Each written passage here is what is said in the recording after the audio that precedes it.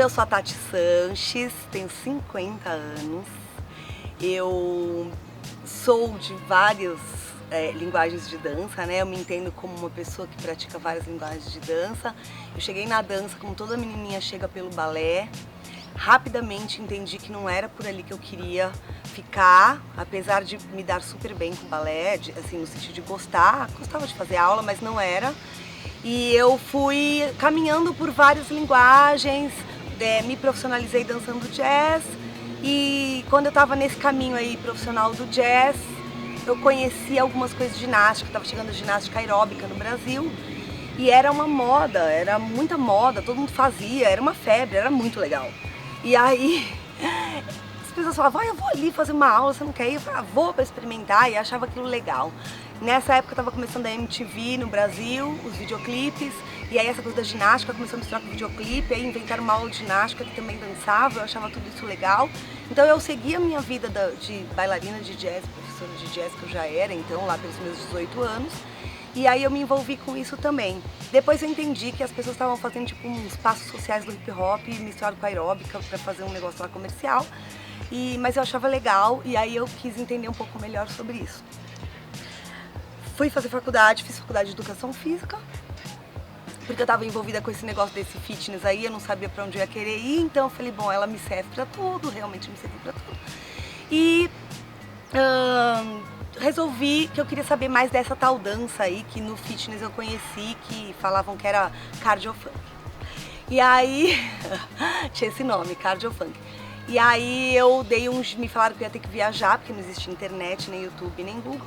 E aí eu peguei e comecei a economizar muito, dar muita aula, trabalhar com a louca, porque eu tinha que viajar, não ia ter outra forma, não existia outra forma. E aí eu fiz isso, eu consegui finalmente, fui, e aí eu comecei a entrar em contato com, vamos chamar de danças urbanas, né? Com umas danças que eu não sabia o que era, aí as pessoas falavam que era hip hop, depois eu descobri que não era, da coreografia, cadê o hip hop, onde é que tá isso? É toda uma trajetória muito longa que eu ficaria muitos dias contando essa parte.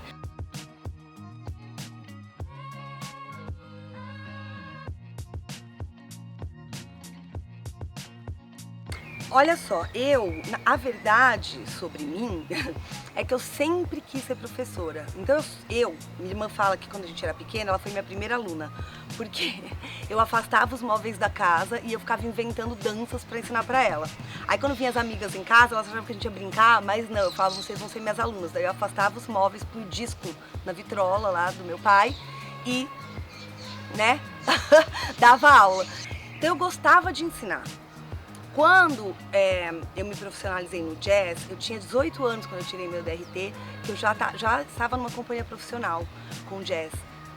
Eu já quis dar aula. Então, as minhas professoras falavam, você quer, a gente vai colocar você para dar aula para uma turma iniciante e adulto, porque elas falavam para mim, iniciante de criança, precisa saber muito, precisa ter muita responsabilidade.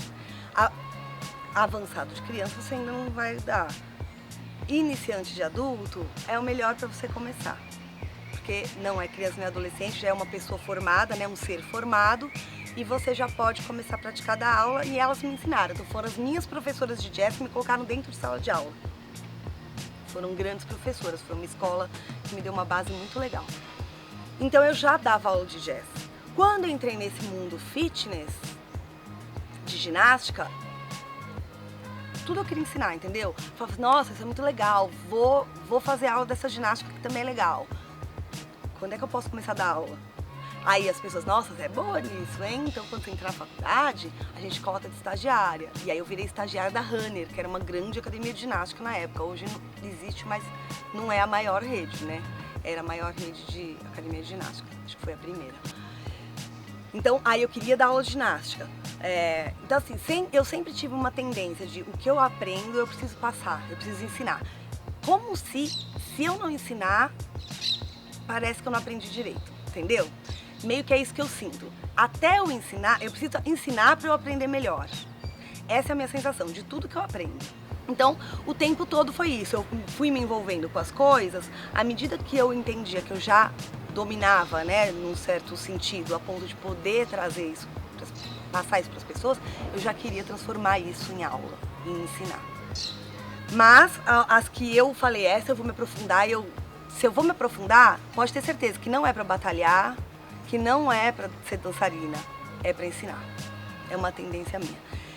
E nessa tendência do ensinar, nessas minhas idas e vindas aí de Los Angeles, eu ficava olhando uns formatos de escola de dança lá que não tinha nada a ver com as que eu conhecia aqui. Porque as que eu conhecia aqui eram escolas de dança mesmo. Tipo, com muita cara de balé, né?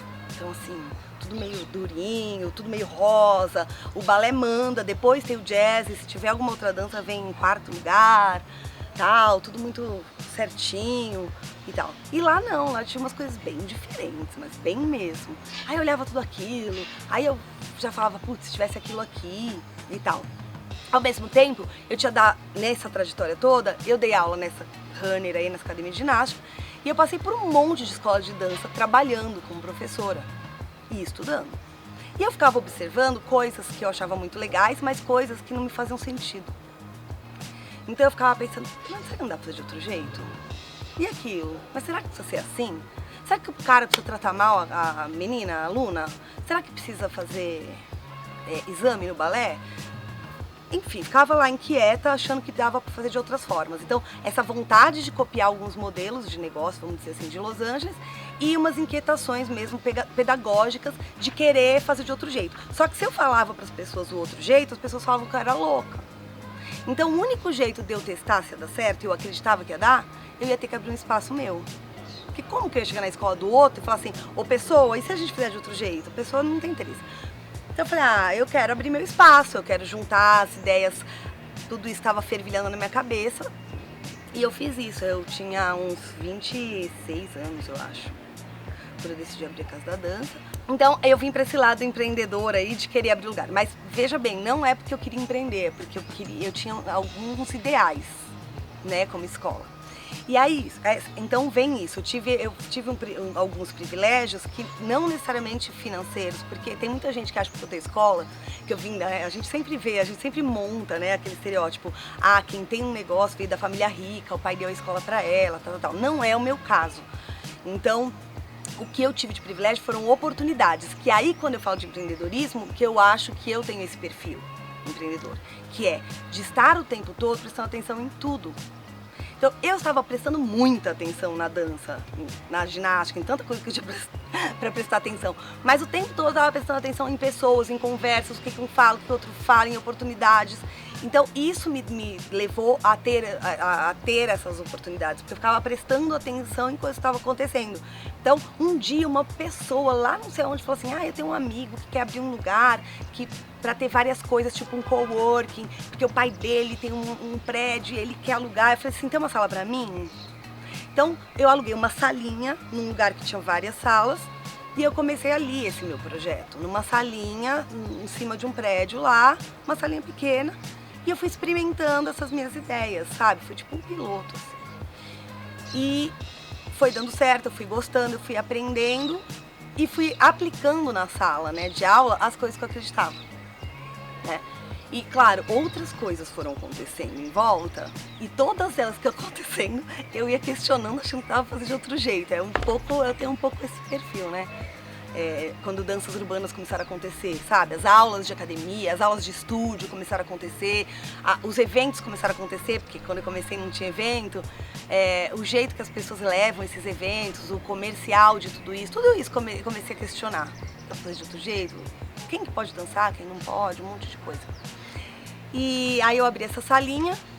Quando esse negócio desse amigo aí deu errado, mas tinha um cara de luta que estava nesse lugar também, ele falou assim, e ele tinha muito aluno, se você for para um outro lugar, eu vou com você. Aí eu tive esse cara que tinha muito aluno, e que então ele, com a receita dele, eu conseguiria pagar um aluguel, porque ele ia me dar uma parte da receita dele. Aí eu fui para um lugar maior, então esse cara ficou meio que, né, a porcentagem que ele dava lá da luta, meio que pagava o aluguel da Casa da Dança, e aí eu pude já estar num lugar maior, sustentada por esse cliente, vamos dizer, que era o cara da luta, que era Krav Maga, e o negócio foi indo, aí o negócio foi rodando por si próprio, e eu só tive que aprender a cuidar de um negócio, né, que obviamente eu não sabia, fiz várias cagadas, mas foi isso. Então, foi toda essa trajetória, mas a escola veio, então, muito mais dessa minha questão com ensinar. E essa minha questão com ensinar, ela é toda baseada em uma coisa que é muito louca, que eu adoro contar, que é o seguinte: eu ia para Los Angeles. Eu ia no comercial do comercial, não dá para ser mais comercial do que Los Angeles. Los Angeles é onde dançarino tem agência, né? Ele é agenciado, tem um agente, é um lugar onde as pessoas trabalham com dança. Quando você vai na aula, em Los Angeles, vai fazer aula, se você não entrar rápido na sala e não ficar fingindo que está se alongando, você tem que fingir que está alongando para você ocupar muito espaço. Senão alguém entra aqui na sua frente e você não consegue fazer aula. Então as pessoas fingem que estão alongando, porque quando você está alongando você está grande, aí ninguém pisa aqui, entendeu? Aí era assim. Mas eu ia lá, eu fazia aquilo lá, eu achava tudo aquilo legal. Por um momento eu achei que eu fosse ter um espaço igual o de Los Angeles aqui. Então inicialmente eu tinha um monte de coisa que eu questionava. Eu tinha um modelo de Los Angeles e eu muito inocentemente achei que eu fosse chegar aqui, abrir um espaço igual Los Angeles e aquele bando de gente dançando bem ia chegar e eu ia copiar aquilo. Detalhe, da onde ia sair esse bando de gente dançando bem? Se essas danças não estavam espalhadas por aí, não estava cheio de gente dançando bem ainda, o hip hop ou essas danças de videoclipe, qualquer coisa assim. Eu abri um lugar, mas não veio esse monte de gente, porque esse monte de gente não existia, gente. Era 2000 ainda, ano 2000. O que aconteceu? Começou a aparecer gente, sei lá, do outro lado da rua. Olha, vi que abriu esse negócio, o que é aqui? Ah, uma escola de dança. Tem pra mim? Eu nunca dancei. Aí eu, tem. Aí vinha outra pessoa, ah, nunca dancei, que legal, tem pra mim? Tem. Então no fim, eu tinha uma ideia, talvez eu teria me tornado uma pessoa que tem um estúdio desses que filma as coreografias e nananã, mas o destino fez outra coisa acontecer comigo, fez os leigos aparecerem. E quando os leigos começaram a aparecer, eu comecei a achar o máximo eu ensinar para essas pessoas. Ainda bem que isso aconteceu, porque realmente isso faz sentido. E se eu tivesse feito de outro jeito, talvez eu pudesse estar fazendo outra coisa da minha vida hoje, entendeu? Porque ia ficar nessa coisa do comercial, da coisa muito do pra fora, e filma, e posta aí ia chegar a internet, eu ia ter que ficar nessa do filma, põe na internet, e eu acho que isso não ia me completar, e eu acho que não dá pra uma pessoa ficar velha e ficar dançando melhor que todo mundo, é tipo impossível. Então o que eu ia fazer da minha vida, né? Então, é isso. Eu comecei a me encantar por ensinar pessoas que não sabiam dançar. E isso começou a me falar assim, muito mais gente pode dançar. Na verdade, todo mundo pode dançar. E aí eu coloquei na minha cabeça isso, claro, todo mundo pode dançar. É óbvio. Essas pessoas que eu fiquei convivendo na época da ginástica, que iam lá fazer exercício, mas que era coordenação motor e música, né? Se essas pessoas estão indo lá, por que essas pessoas não podem vir fazer uma aula de dança? E aí é essa coisa que começou a entrar na minha cabeça, todo mundo pode dançar, todo mundo pode dançar, a gente tem que conseguir dar aula pra todo mundo. E aí eu já tinha equipe, já comecei a ter equipe, e eu falava, gente, a gente precisa achar um jeito de dar aula pra todo mundo. A gente não pode só querer dar aula pra quem já dança bem. A gente tem que gostar de dar aula pra quem tá chegando, a gente tem que gostar de dar aula pra iniciante, a gente tem que gostar de dar aula pra quem nunca vai conseguir dançar muito bem. E aí começou a se proliferar os eventos e começou a acontecer a internet. E nos eventos na internet, só quem dança bem tem destaque. Então, quanto mais eu ia pra cá, mais o universo, a cena, ia pra lá. Né? Eu ia pra um lado e o universo ia pro outro. A cena da dança ia pro outro. A cena ia ficando cada vez mais elitista no sentido de habilidades. E cada vez menos as pessoas que não eram muito boas e habilidosas tinham espaço para dançar. E aí eu comecei a falar assim, além de eu adorar isso, se a gente for olhar pelo ponto de vista empreendedor, também era um ótimo negócio, porque essas pessoas vão longe. Mas não é isso que me move, a coisa do ótimo negócio. É que eu falo, eu quero dar oportunidade para essas pessoas. Essas pessoas podem fazer aula sem necessariamente precisar gravar um vídeo depois. Essas pessoas podem fazer aula e serem atrapalhadas pro resto da vida, mas estarem felizes, né? As pessoas podem fazer aula sem ninguém cobrar nada delas. E assim, ainda assim elas podem evoluir. Aí isso virou a minha filosofia. Essa é a minha filosofia da Casa da Dança e minha, né? Minha como professora. Eu acho que a gente pode ensinar, seja o que for, sem colocar a pessoa numa posição de desconforto. Eu acho que a gente pode ensinar, seja o que for, para qualquer pessoa, tendo ou não a pessoa uma pré-disponibilidade para isso. Então quem tem vai evoluir mais rápido, mas quem não tem vai evoluir no seu tempo, mas pode aprender, né? E isso se encontrou com alguns questionamentos que eu vinha trazendo já desde lá de quando eu comecei a estudar, né? Então eu fiz balé, eu via como as professoras faziam com quem não era tão bom. É que a minha escola era muito boa, mas quando eu ia em outras escolas, eu via pegar as queens e pôr para a última fila. Eu via pegar a gordinha e pôr no canto. Eu via falar que a gordinha não ia poder fazer aula. Eu via tudo isso acontecer. Isso me incomodava muito, Então fez muito mais sentido eu ter vindo para esse lado da dança para todos. Porque daí, além de ser uma dança não só para as pessoas não habilidosas, eu comecei a entender que eu queria que a dança fosse para todos os corpos. Se a pessoa quiser ser gorda e dançar, ela pode ser gorda e dançar. O que tem? Quem é que vai falar que essa pessoa não pode dançar? Né? Então a pessoa dança do jeito que ela tiver, que ela quiser, enfim, e ela pode aprender. Não é a dança da diversão, porque daí entra um contraponto, que as pessoas acham que ou você fica muito bom e se profissionaliza, ou você dança tipo zumba, sabe? Você se diverte. E todo esse espaço aqui no meio fica vazio. É aqui que eu trabalho. Não é uma dança só de diversão. Mas ninguém vai virar profissional. Se quiser também dá, mas não é o foco. Então hoje eu ensino, a minha equipe de 20 professores ensina, a pessoa que atende o telefone ali no balcão. A gente fala com pessoas que querem dançar e a gente não faz distinção. A gente consegue ter produtos, vamos dizer assim, aulas para todas essas pessoas. A gente não enfia todo mundo na mesma sala, mas a gente tem um monte de tipo de aula, um monte de nível e jeito de ensinar para todas as pessoas.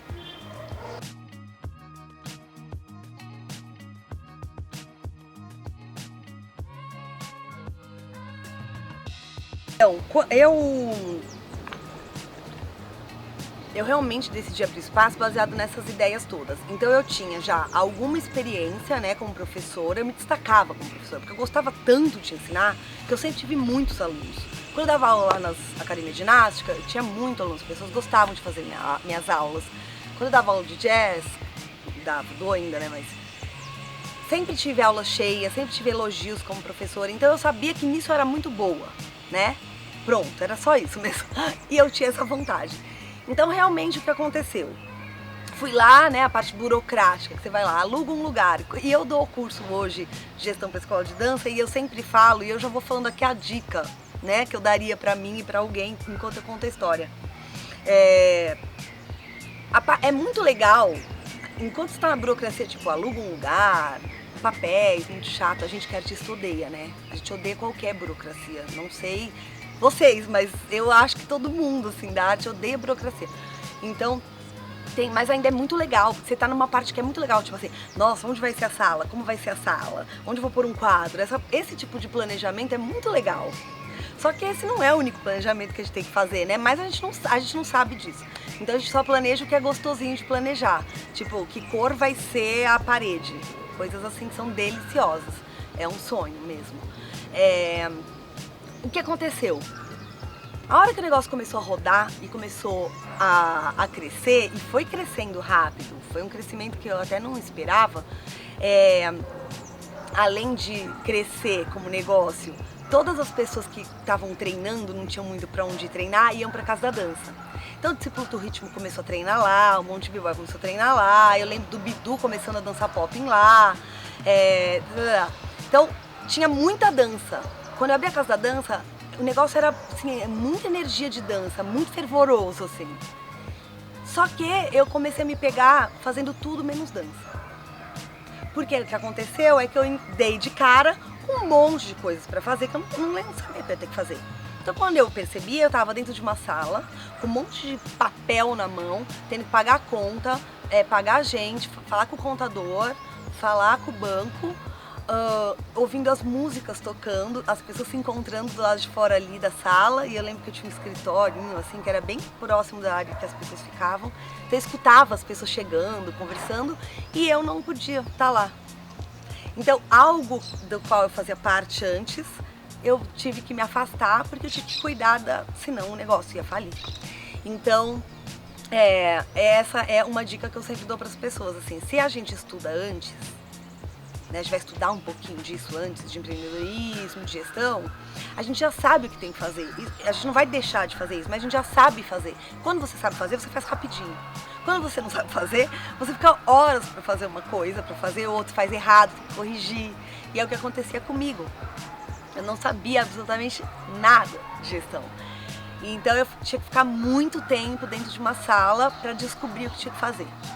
Então essa foi a grande questão e essa é a minha dica sempre para as pessoas. Dá vontade, mas segura um pouco a vontade, vai aprender um pouco antes, para a hora que você abrir o seu espaço, você saiba fazer, ou você pelo menos não gere expectativas erradas, sabe? Você vai poder dançar. Hoje eu posso fazer. Quer dizer, hoje, logo depois eu já comecei a me organizar e voltei a dançar, tanto que esse período todo de eu treinar breaking, tudo foi dentro da casa da dança, eu administrando a casa da dança.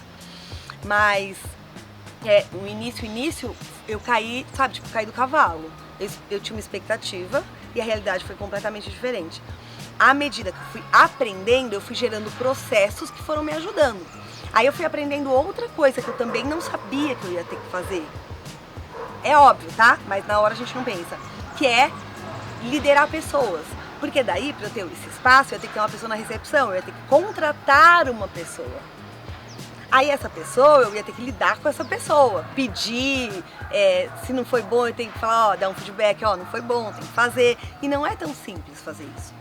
Né? Ainda mais a gente, falo de novo, a gente que é artista, a gente tem uma tendência de todo mundo fica amigo, a gente abraça, a gente já vira amigo e tal. E aí você tem que ter essa relação de trabalho com amigo é muito complicado, até você aprender. Não é que não dá, mas até se aprender, dá muita coisa errada, né? Então, quem era a minha equipe? Meus amigos da dança, e meus amigos da dança sempre foram os meus únicos amigos. Então, assim, meus melhores amigos, minhas melhores amigas, o meu namorado, minha melhor amiga, até hoje, assim. Mas, só que essas pessoas trabalhavam pra mim. E aí, eu demorei um bom tempo pra entender aonde separava amizade de trabalho. Eu demorei um bom tempo pra entender como eu me posicionava como líder de uma equipe. Porque eu não tinha pensado nisso, que eu ia ter uma equipe, né? No começo eram 3, 4, tal, que nem hoje são 25 pessoas. Mas hoje eu sei fazer, fazem 23 anos que eu abri. Então é outra coisa que eu sempre falo para as pessoas, vai estudar um pouco de gestão, vai estudar um pouco de liderança e de comunicação. Porque com certeza a comunicação que a gente tem no dia a dia na dança não vai servir na hora da gente se comunicar dentro das relações de trabalho. A gente vai ter que entender como fazer essa separação. Então esse foi um outro perrenguinho, assim, foi bem difícil, bem difícil.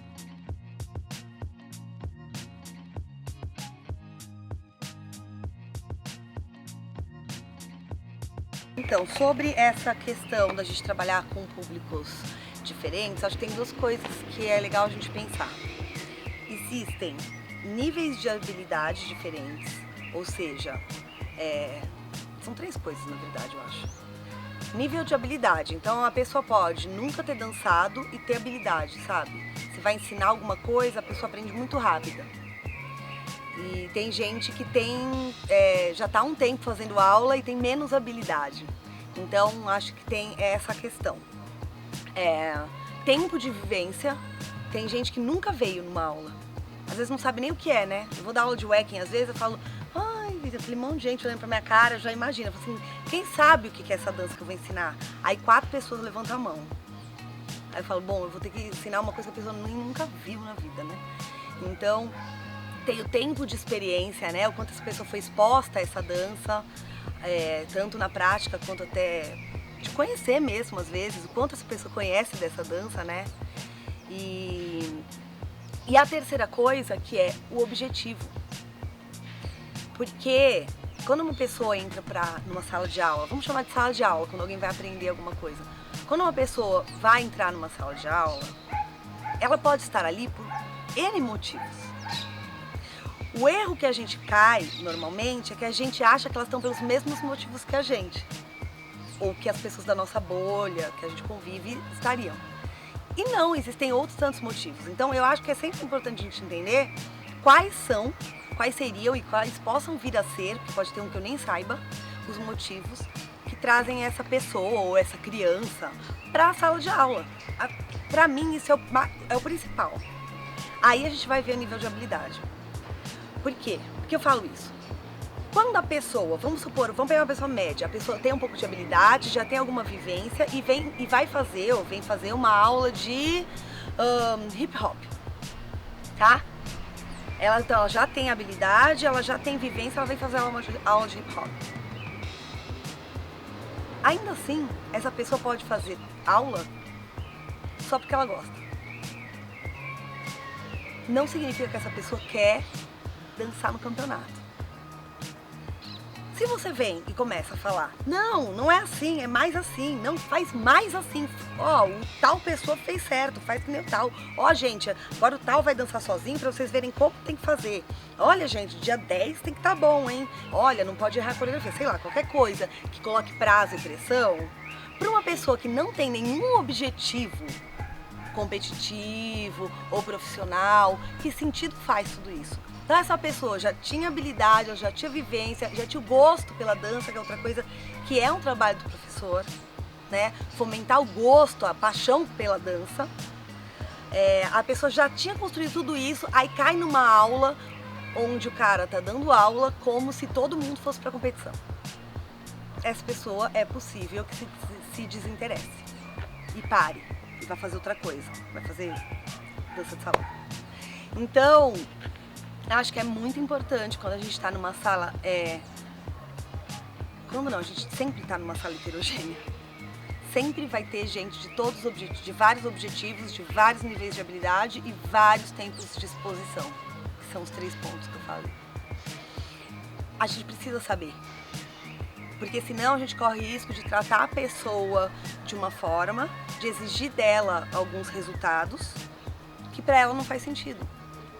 Que pra que a gente está exigindo? E a gente, quem trabalha com alta performance, ou seja, quem batalha, ou, pensando nas danças urbanas todas tem as batalhas, ou quem é de grupos de dança que participam de festival competitivos e serve desde o balé até qualquer coisa, quem tem esse olhar sempre voltado para a competição, sempre vai tratar o aluno como alguém que precisa trazer um resultado competitivo.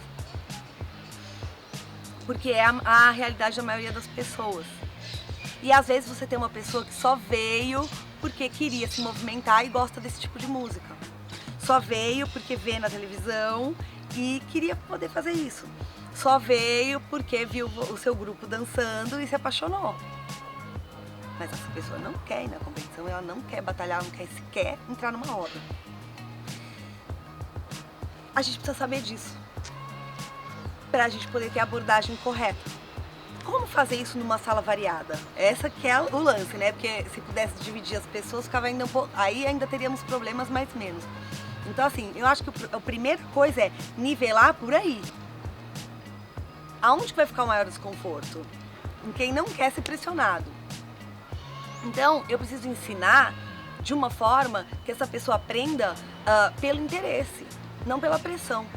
Não dá pra ser pela pressão. Então vamos pelo interesse. Como eu faço todo mundo dessa sala se interessar? Agora, o problema é quando você tem níveis diferentes de habilidade. Aí é mais difícil de trabalhar. O ideal é a gente conseguir ter uma separação, né? Sei lá, pessoas iniciantes, pessoas intermediárias, pessoas avançadas. Quando a gente não tem isso, a gente pelo menos tendo a noção de que a turma é heterogênea, a gente já sabe que eu vou propor uma coisa básica.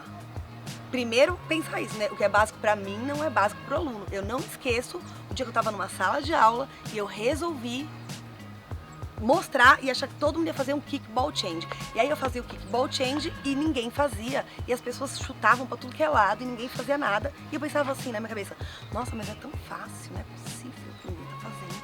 Tem 80 pessoas nessa sala e ninguém tá fazendo negócio. É tão fácil. Era fácil pra mim. Era fácil pra mim fazer kickball change. Mas requer uma coordenação motora e uma organização corporal complicado. Você chuta com um pé, vai o outro, aí é o outro que volta. Então não tem alternância. E a alternância é uma das coisas que tornam as coisas básicas mais fáceis de fazer. Só que eu não sabia. Então, eu acho que a gente precisa sempre entender não tem como eu perguntar para cada pessoa o seu objetivo, mas eu preciso ter em mente que com certeza eu vou ter pessoas de objetivos, níveis e experiências variadas dentro da sala de aula. Com isso eu consigo olhar e a gente que tem experiência em sala de aula, a gente começa assim a perceber pela linguagem corporal da pessoa em qual desses que essa pessoa se encaixa, mesmo sem perguntar. Então eu tô aquecendo, eu tô olhando para as pessoas e já tô entendendo um pouco. A pessoa mais competitiva tá se olhando no espelho, tentando consertar não sei o quê. A pessoa que tá aqui para esparecer, quer aprender, mas não quer pressão, tá de outro jeito. A pessoa que tá toda atrapalhada, que tá muito difícil para ela tá com outra expressão. E aí você vai meio que na sua cabeça entendendo quem é quem e você vai entendendo quem você vai corrigir, quem você vai esperar a pessoa perceber sozinha se tá errando, sabe? Até isso. Então, acho que a gente vai... Eu gosto muito de ensinar, né? Então eu fico muito apaixonada quando falo sobre isso, não paro de falar. Mas a gente vai entendendo melhor isso. Então, essa pessoa eu vou corrigir, eu vou falar, tá, ó, faz o pé. Não, faz de novo. Essa pessoa, se eu falar faz o pé, faz de novo, a pessoa vai falar assim, ai, ou ela vai se sentir super exposta, todo mundo olhando ela. Então, pra essa eu vou deixar ela descobrir sozinha que ela tá errando esse pé. Eu vou ficar mostrando 1000 vezes e falando coisas até ela descobrir. Pra aquela pessoa, se eu não falar, ela vai sentir falta. E aí a gente vai entendendo melhor. Com experiência, se eu chegar hoje para dar uma aula para pessoas aqui que eu nunca vi na minha vida, eu já consigo meio detectar isso. Mas é pela experiência, né? Claro, devagarzinho a gente vai aprendendo. Então, eu acho que o mais importante é isso. A gente nunca pode achar que a cabeça do aluno, da aluna, é a nossa. Acabou, é isso, a cabeça de quem tá lá não é a nossa, a vivência não é a nossa, os amigos não são os nossos, a realidade não é a nossa e a gente precisa entender qual é pra gente poder acessar, senão a gente não acessa.